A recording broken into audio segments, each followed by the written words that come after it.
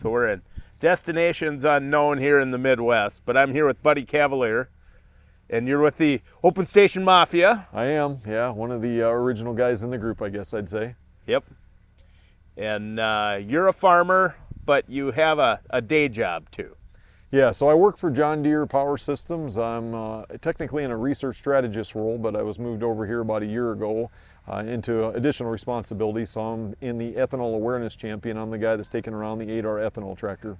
So I take that to shows, events, and also do some field demonstrations. And on my side, as well as farming, I also one of the equipment handlers for the John Deere Tractor and Engine Museum in Waterloo. So if you look at the old iron in there, good chance I've moved it at one point or another. So there's a couple of us that are involved with that, but I'm one of the, I'd say, 3 guys that do that.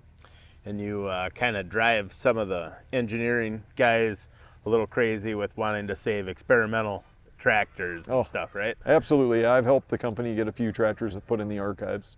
So the 4840 quad, I was involved with that. Experimental 4450. We've also got an experimental 4430 that were added here a few years ago to the company's collection. So some pretty cool pieces. Yeah, and I think with a company like Deere, their history is awful important. I mean, that name wouldn't have as much value as it does without the history behind it. Sure, absolutely. So that's why it's so important to have that history and the pride. When you look at the pride farmers take in their equipment, you know. Absolutely, yeah. I mean, it's no different than the farmers trying to preserve the stuff that they've got, this John Deere. I think that's fantastic. I collect a little bit too, as you can tell, and at the company, there's guys like me on the inside that are also trying to help with some of that as well. So. Yep, that's really good to see, because, yeah, I mean, they should be proud of that history, and it tells the history of you know, farmers and U.S. agriculture. Absolutely. So. Yeah, so we're going to take a little tour of all the equipment here, all the tractors, and yeah, some really cool stuff that you're not just going to see everywhere. Right. There's some pretty unusual pieces here for sure. Yep. 92 model, 4255, 18442s. Now, if you don't, 92 is the last year. And it's loaded. Triple remotes, power shift, got a hammer strap on it and a quick hitch, power beyond. And there's something about a 55 series with 42s that just looks good. Still has the Delco radio in it and everything. Plus fresh out of Idaho, so no rust. Yeah. Anywhere. And if you see an intake manifold that looks like this, when you hit the key, it's going to bark a little bit. They just don't sound like the rest of them, you know. And I did that one whole video with Don Slama about 4455s. 4560 4-post quad. This is something you don't see every day. Yeah, pretty low production tractor for sure. Yeah. This was, I'm assuming, out of the south. Yeah, typically on these they were used down south. You'll see some of those areas, but I would say still super hard to find. Yeah. Usually on the large frames, I always say on the small frame tractors, the Open Station and 4-post, they were used like a sledgehammer. These is usually used like 2 sledgehammers. Yeah, these were meant to just pull. They were, work them hard. Here's something you don't see every day. That's original factory paint. 4055 quad, but this was obviously not an agricultural use tractor. Yeah, came off an airport, and I think one of the cool things about this is to point out the silver and black decals. So that's unique to the yellow tractors from the factory. Yep. One of the ways to delineate whether it came out that way or not. But the seat was always yellow then? Typically, yeah. Ones I've seen anyways were yellow like that. Yep, because at one point, like way back in the day, they'd have black seats. Yeah, there's a 4250 here that's got a black seat on, but the ones I've seen anyways up to this point, and it's hard to say, they've been changed out over the years. I'm not aware of any pictures of these that exist when they were new that I've seen to be able to tell for sure, but that's a seat that's, we'll say, more readily available today. So I think that's what he went with. Yeah, but yeah, you're not gonna run across these. And I mean, even the side screens, that's original paint. They were black. Yep, correct. Wow. And then a 4050 quad. This is the later one because it's a 359 in this one. Correct. So if you don't know, 4050 had a lot of running changes throughout its time, but the biggest one was 466 non-turbo originally to a 359 turbo, which I was told was done for fuel economy. Correct. That's correct. Yeah, I worked with the engineer. He actually was the one that came up with this idea to put the 4440 style fuel tank on it, or 4450 fuel tank. And they're incredibly cool tractors. They just look a little weird that they don't fill up the correct the gap. Yeah, very economical and very smooth running engine. Yes, and they're snorty. They are. They're a tough very engine. peppy engine for. And the non-turbo 466 was a good running tractor, but throttle response and they're just different. They are totally different. Yep, two different feels. Yeah. And I said this for years about like the IH stuff with a turbo and non-turbo. 966 versus say a 1066. A 966 doesn't sound right. Right. Because they were designed to be a turbocharged engine, and then you took the turbo away. Absolutely. And I think kind of that same way, like the 466 is a little better with a turbo. Yeah, absolutely. I totally agree. But take on the IH side of 407 non-turbo, they were fine. Yeah, I agree. Yep.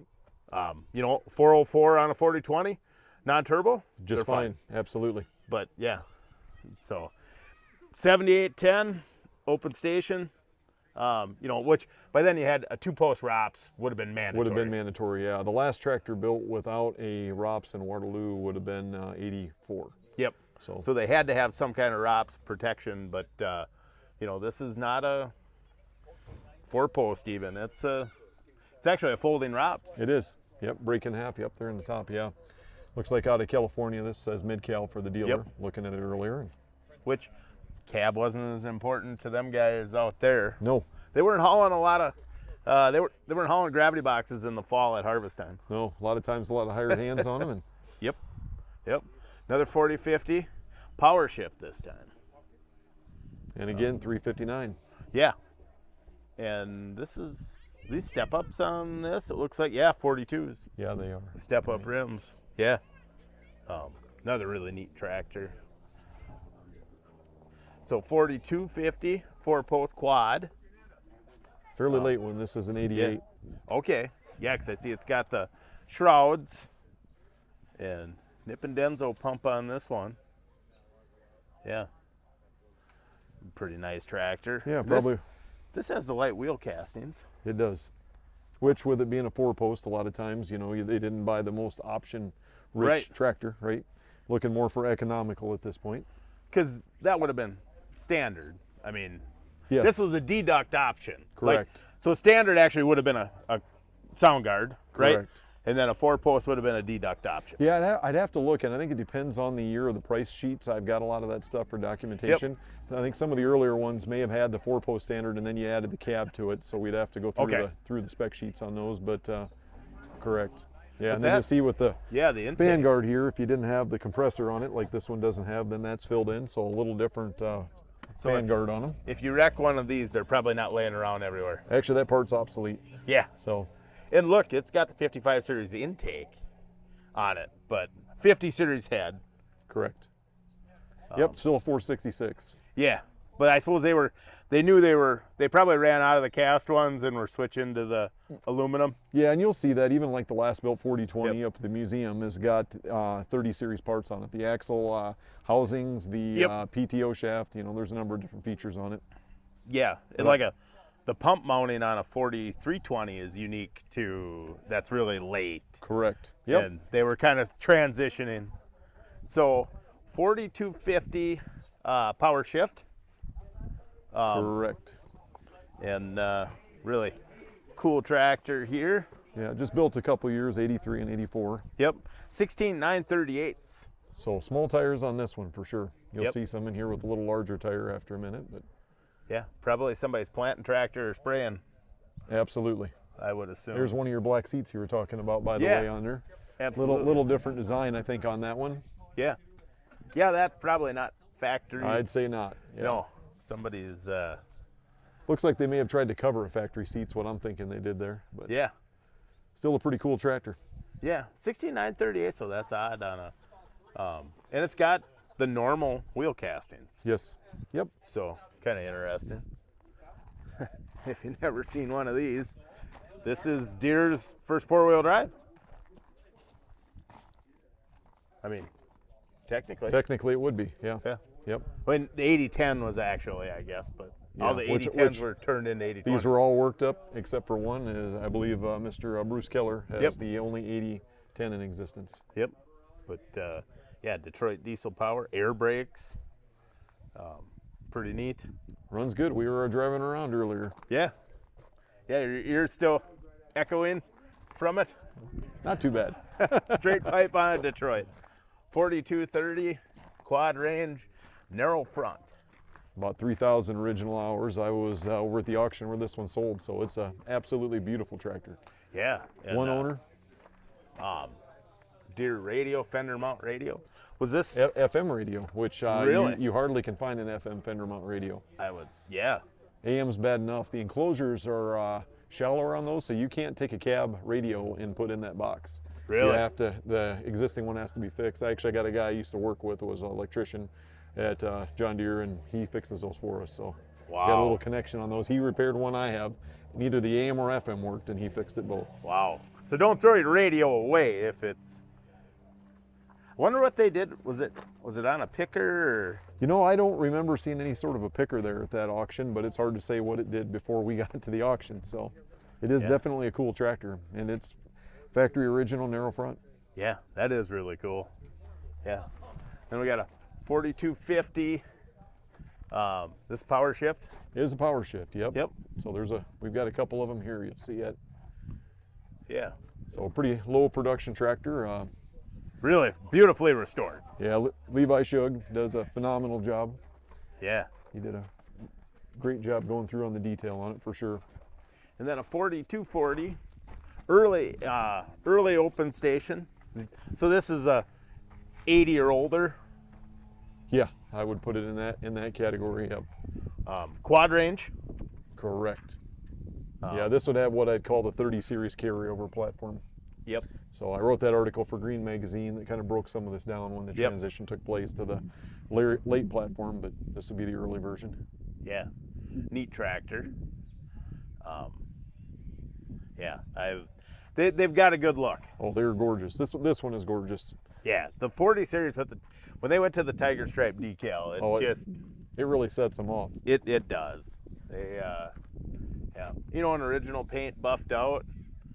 That's Well, this would be your first row crop series to feature the 466, which Yep. Yeah. those were a great engine. Because the 466 was actually introduced on the 8430 4-wheel drive. That's correct. Yep, that was the first Yep. tractor to get it, but not Yep. the first row crop, of course. Yep. When the iron horses came out, more horses, more iron. Yep, that's correct. Yeah. Boy, that is really a beautiful restoration. Yeah. I love the Look at the stickers. detail. Yeah. That's. Gotta love the original ether can in it. Yep. And then this is one that you're pretty fond of. Yeah, this one's mine. So, can you give this came out of, you found it in Indiana. Yeah, it came out of Indiana. It was a one-owner tractor. Supposedly it's got a little less than 3,000 hours on it. The tachometers on these weren't exactly the best tachometers, is what I would call it. They had some Yep. challenges, and I know the tach was replaced on this in 2000, and I believe it was 2009. In 9 years, he put 134 hours on it. So I talked to the neighbor that was kind of the hired guy, and he said there was 2,000 hours on it. So I'd say 3,000 or less for sure. So Okay. it's low-houred. You'll get a chance to drive it here after a bit, Yeah. but it's tight. And this has some pretty cool options from the standpoint of, typically, if you were buying an open station, you want it cheap. That's exactly right. And this is not cheap. No, it had some features on it that were added to it. Foot throttle being one of them. Yep. Power shift. Power shift. Investigator 2 warning system is on that, which is kind of unique for an open, certainly. Yeah. We've seen a few that certainly have it, but they had quite a few options on this thing. And then he had the dealer add a third remote. He had a third remote, and he actually added a fourth valve to it. Yeah. You can use for the center link, which is pretty impressive. It's plumbed off the power beyond, and there's a fourth lever on the side Yep. of the seat. Originally, I was going to remove that, and after I looked at it and saw how slick it was, there's lockout valves you can turn to lock it out if you're hauling an implement down the road, and it actually works awesome. Yeah, that's really cool. So really, in theory, this tractor here with the options he had, you could have bought a cheap stripped down 4250 with a cab for probably the same money. Absolutely. Yeah, by the time, and especially if you would have went with the quad, you for sure would have been in the money. Yeah. So the reason he didn't have it is he had a low clearance building and he needed to get it in and out, is what I understand. So got the original dealer decal on it too, the Reynolds tractor down there. I was actually just down there 2 weeks ago, and on the license plate of one of their company trucks, they had that same tractor outlined, which I thought was awesome. Yeah, so, really neat. Yeah. All pretty much original, minus the wheels and side screens, and the rear weights have been repainted on it. And I built a window sticker for it just to kind of option it out, show folks what it looked like. We had those on 40 series, actually 20 through 40 series, and thought it'd be cool to put one together for my 50 series just to kind of show the price point. But looks like I think about 48,000 bucks. Wow, which probably take 20% off for retail. In that range, and I kind of give you an idea, like a 4440 when they were new, they were 78 was right around 24,000, and by the time that we finished in 82, we were up to right at 40,000, 39 and some change. So I know, well, Clifford, my 44, Cliff's son bought a 440 82 model brand new, and that one there, he had, I think 50s were out.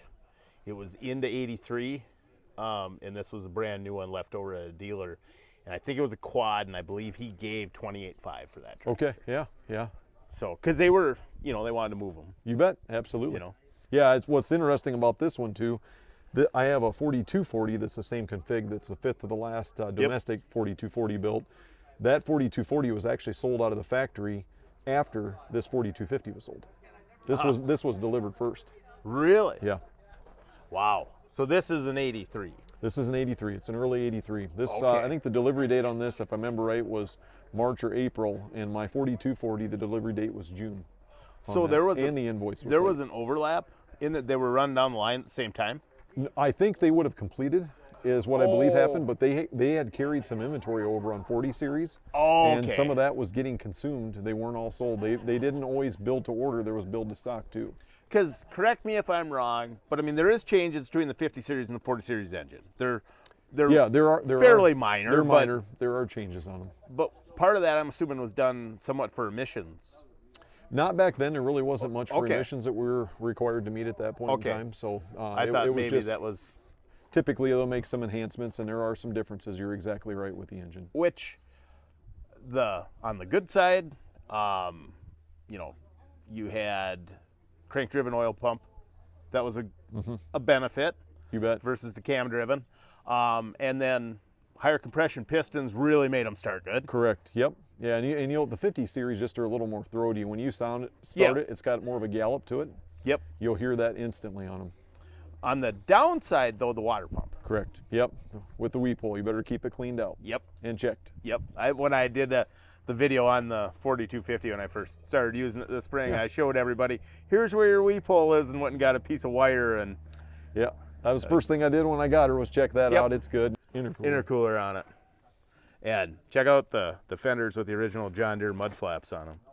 Those year-round fenders were on a lot of tractors, and they might look ugly, but gosh, they saved a lot of tractors. They did. Because these, depending up north here, sometimes you were hauling corn to the elevator and there was salt on the roads. Well, I'll be up front with you. I didn't think too much of the fenders until I had my 4250 up at the elevator, and it started downpouring. Yeah. And on the way home, it was flinging water all over me. I learned the value of front fenders are actually pretty darn nice. Yep. Now, has this intercooler and turbo been on this tractor for a long time? So my understanding is that I know this came off an auction for the owner, and when he got it, it was.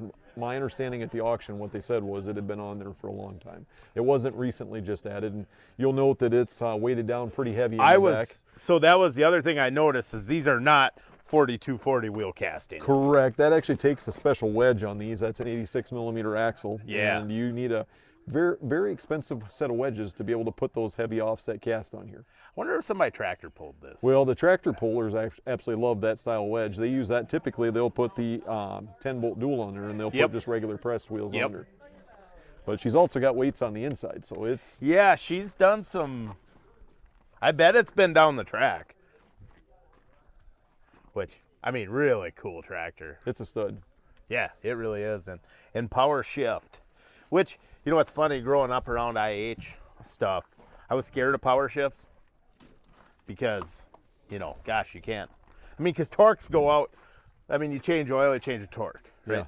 Yeah, absolutely, absolutely. But, you know, actually, oh, that is low hours. Yeah, it's a low hour tractor. The power shift is actually tougher than a quad. They're tough. Yeah, power shifts are pretty much, I would say, not completely indestructible, but they do hold up well. And the 8-speed power shift, remember Don Slama telling me, like down south when, you know, you'd chase tractors, power shift was an option. Like on a 4240, it was probably 1500, something like that. Yeah, I was just kind of curious. I can't remember what it was on the 4250 here, but I probably need my glasses on it to be able to tell. 15-speed power shift, 4,000. Yeah, it was a pretty pricey option by the time you got to 50 series. So I would imagine on the 40 series, early wouldn't be as expensive. Yeah. As you got to later, the tractor prices continued to increase, and by that point, I wouldn't be a bit surprised you're over 3,000 bucks on them.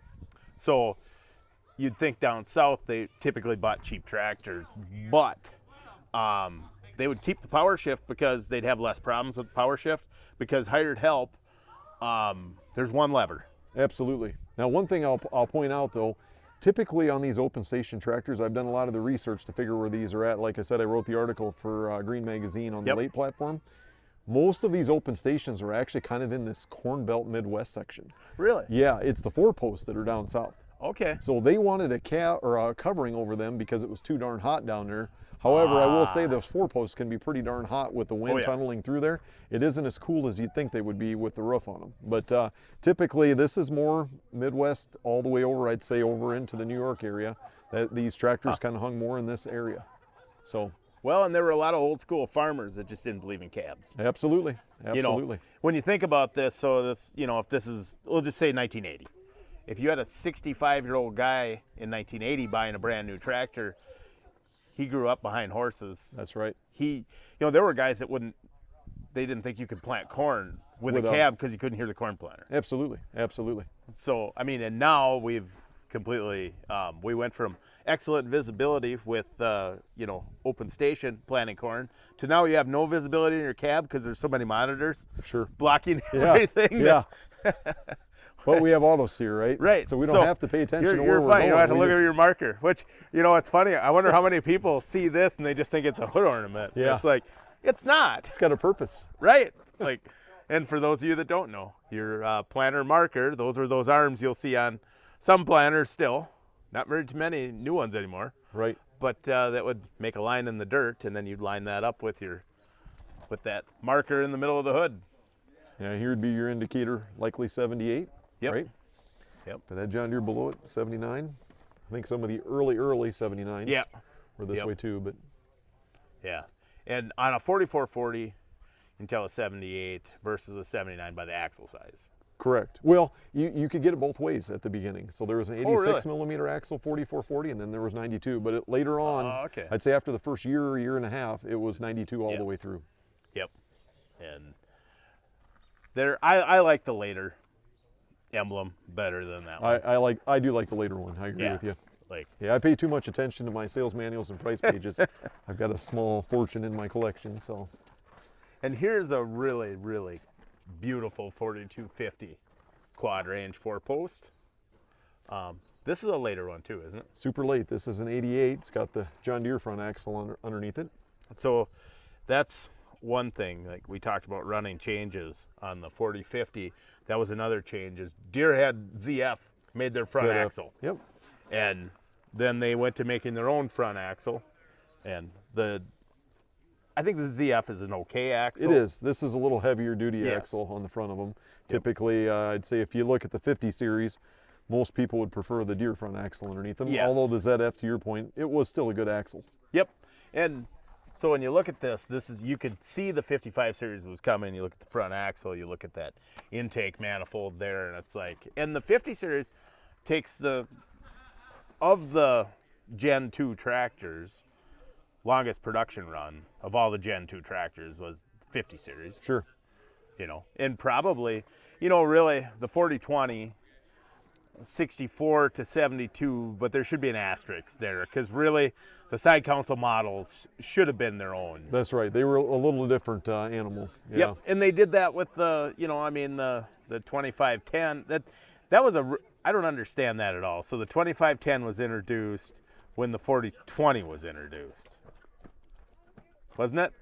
I can't remember the dates on believe those, so. to be upfront. It's been a little bit since I've looked at those, yeah. But then the 2520 came with the other side consoles. Correct. I believe. Yep, that's correct. So, yeah, 2520, I think, started in 69.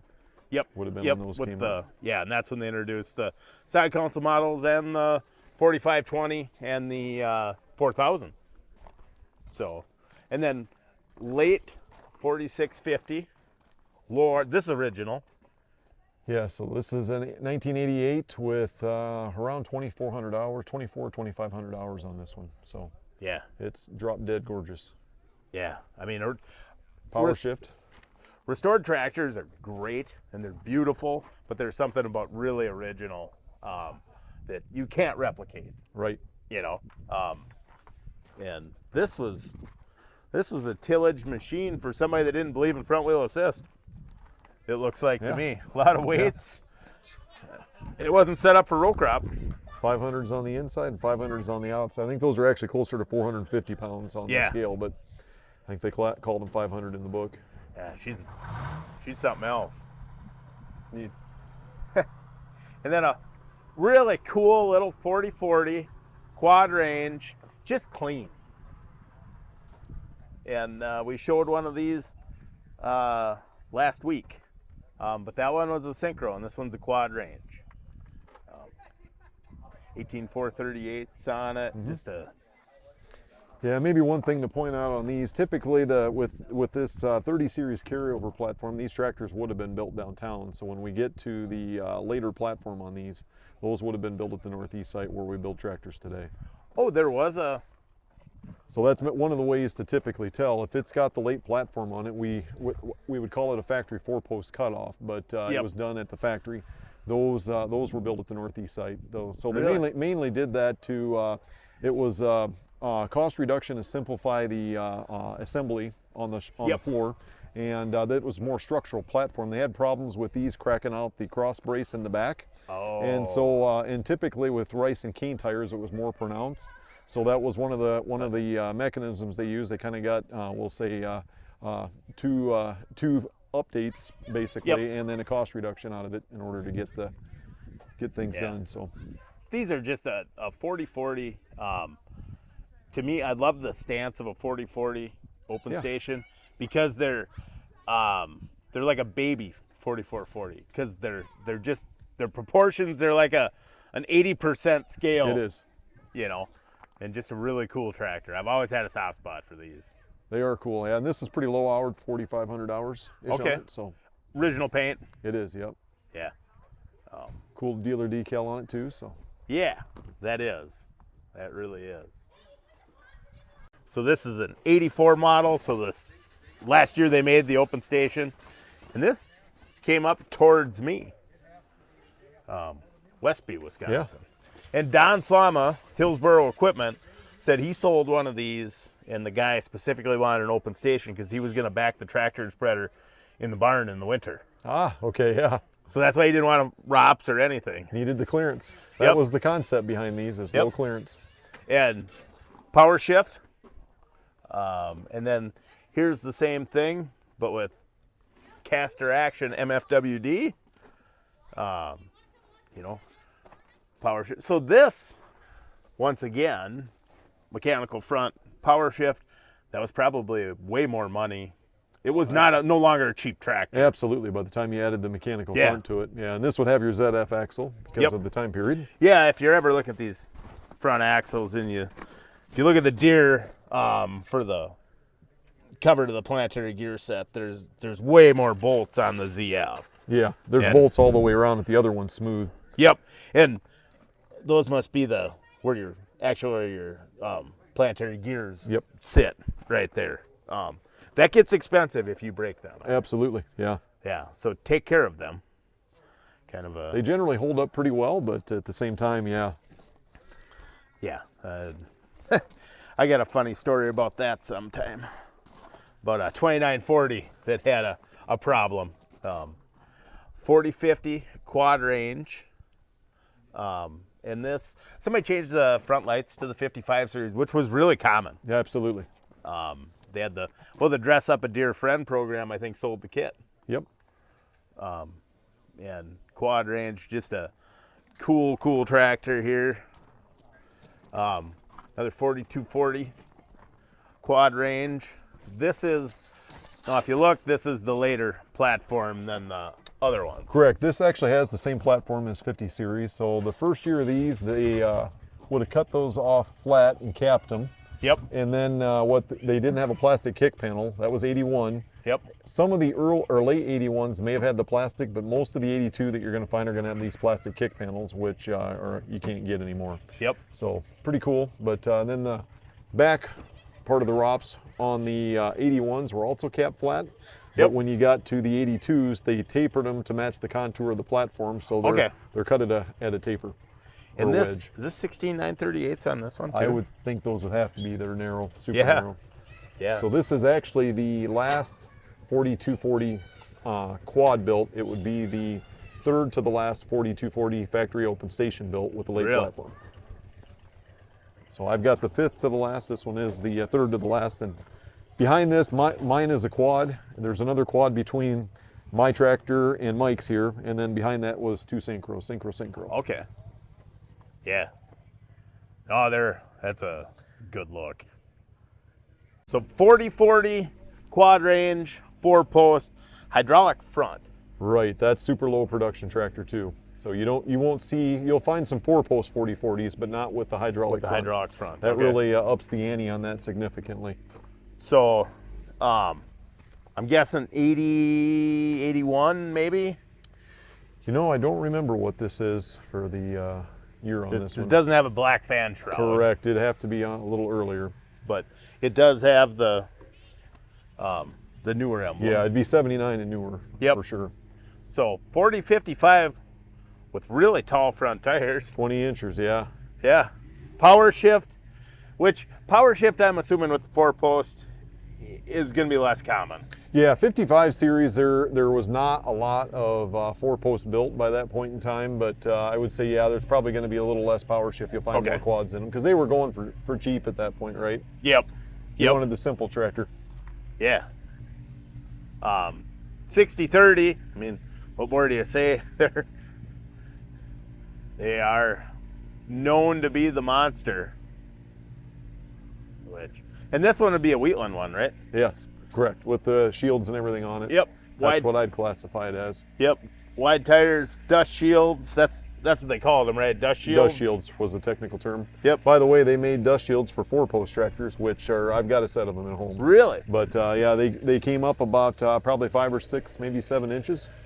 Really? Yeah, which is kind of crazy. I didn't know they had such a thing, but they are in the sales manual. So I just thought I'd mention that since you mentioned dust shields here. Wonder why they call them dust shields, because typically I'm not worried about dust hitting me. No, I think all that was really when you're in the small grains, to keep the small grains from coming over the platform and getting on the platform. I think it's what the intent of that was. Well, and I thought maybe in the rice areas. They said because there was so much mud. Yeah, that too. Yep. Because I have seen them on rice tractors. Yep. Yeah, you'll see it up in Canada though too. Okay. No rice up there, right? So. No. And then this would be a John Deere experimental V8 2-wheel drive tractor. Yeah, absolutely. Yeah, we had a 2745. My dad did when I was a kid, and I've never seen one with a 4-post. And we were talking to Mike about it, and never seen anyone in any sort of documentation on it. So it's a pretty cool piece, and I think this has got, if I remember right, I think it's around 1,600 hours on this. Okay. So it's super low hour tractor. Yeah. Naturally aspirated, no turbo on that. Yeah, they bark. They were pretty tough, yeah, surprisingly. Yeah, because they turboed the 2775 and then the 2800 and 2805. Yeah. So another 4560, 4-post. Is this one quad range also? Power shift. This is a power shift. Okay. Yeah. Yeah, this is another one came down from the southeast. So pretty unique tractor too. Yeah. I mean, these as rare as they probably are, I would be really tempted to try and cut off that ROPS too, because that would look really tough, wouldn't it? It'd look cool. I don't know on the exhaust though, coming up the side of the cab without having the ROPS on there. To me, it kind of blends together. I suppose. 55 series maybe, if you had a 45, 55. But there was some 90s super stock and pro stock pulling tractors that did that. Yeah. Well, I mean that they ran the 4560 sheet metal as a two-wheel drive. It's like that would look pretty cool. Like, yeah. Well, there's guys that have taken the 40 series and tried to mimic that, right? There's a 4840 that I think I've seen two of them now where they tried to put the side exhaust on it. I was arguing with somebody about the side exhaust thing, and they were talking about how Deere stole it, and I said, I don't know, look at the 50 series four-wheel drives. Sure. That's where, so 82? Yeah. It looks cool. Yeah. And I'd say what is interesting about this, obviously with the sound guard, you had the post, in the center, offset a little bit. But once you get rid of the muffler on the 4-post, there's no post, right? Yeah. So it is fully open. Yeah, it is. I mean, you're right. It's kind of a, with the big frame like this with a 4560 with no muffler and that 4-post, it almost looks like the 4-post sits lower, like it's and it does, because on the cab you've got the plenum that sits on top of there, right? Yep. Where the air conditioning system is hit up underneath, so you've got with the cooler and everything up there. So yeah, it does set a little lower. Yeah, it kind of looks like a hot rod. Yeah. Like, really, that's a pretty cool tractor. It is, and when you're in it, your head's a little closer to the ceiling on those too, right? Yeah. And then we got a 4320 hydraulic front. Which that's pretty cool. This must be original. I think so. Yeah, it's a nice looking tractor. Yeah. You don't see a lot of them with hydraulic front. No, not on a 43. No. That's pretty neat. I like their steps too. Yeah. This was somebody's baby. I mean, you could just tell by the way they spent some time on it. They wanted to make it easy to get in and out. Yep. Put the steps on it, and then they, turbo tube pre-cleaner and the mirrors and the chrome straight pipe. I mean, this was their pride and joy. And then another 4320, which nice tractor, but to me, I still like an air stack on a 4320. And they can come either way. It's interesting how that works on the collector side, because you have guys, I love air cleaners on the hood, and you'll talk to other guys and they absolutely hate it. It's kind of a pick your poison type of deal. To me, when you add the air stack, to me, the series starts with the 4320, goes to the 4430, 4440, right, 4450, 4455. And because that became the Super 4020. And it started with the 4320, and it had the same air stack as a 4430, and you could get 4430s without air stacks. Correct. It was an option in the sales manual. Yep. Now on a 40 series, it was mandatory, wasn't it? Not on a 4040 or 4240. Well, 4040 you could get without, and I believe 4240, I got to remember on that. But a 4440. 4440 was mandatory. Yep. Correct. Yep. Any 44s were mandatory. 4440, 4450. So I had a bunch of the 30 series suitcase weights, the wide ones like this. Yep. And I told my wife I would get rid of some of my stuff, and I put them for sale, and a local guy called me and he says, hey, I'll take them, because he had a 2520, and typically, in fact, most of the time on 20 series they had slab weights. Correct. And he said he had a weight bracket that mounted here and up to here, and it was a Deere part for putting suitcase weights on. And Don Roll had one on his 4320, and I assumed a welding shop had just done that, you know. But he said, no, that is a Deere part, but it's narrow, so it only fit about 5-6 weights. Okay, I guess I hadn't seen that. I knew there's a special backing plate that's typically supposed to be put on the back side on these if you're going to put the suitcase weights on the front. But the suitcase weights look better than slab weights. They do. They look good. Yeah. Yeah. So I mean, I like that look. I don't mind the double stack. Those look kind of cool, just because it's kind of like a battering ram in the front of the tractor. Yeah. If you hit something, oh well, no big deal.